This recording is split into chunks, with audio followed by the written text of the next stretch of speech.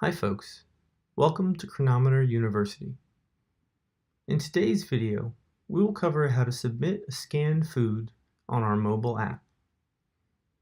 The team and I at Cronometer highly value accurate nutritional data and will never add a user-submitted food to our database for others to use until we have reviewed it ourselves. This allows us to keep our database free of erroneous and duplicate entries. That said, here is how to submit a food for our team to review.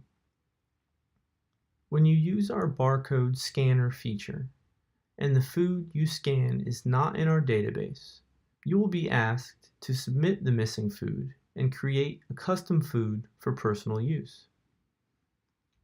Begin by taking a photo of the packaging and nutrition label by tapping each of the photo icons and following the instructions. Cronometer will read the nutrition label and import all the values into the app. After entering a name and serving size for your food, please make sure that all values match. It makes things easier on our curation team when reviewing a food. Once you save the food, you'll be asked if you would like an email notification when the food has been reviewed.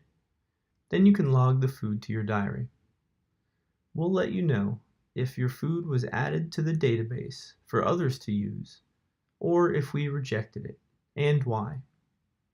If your food is rejected, you'll still be able to log the food for personal use.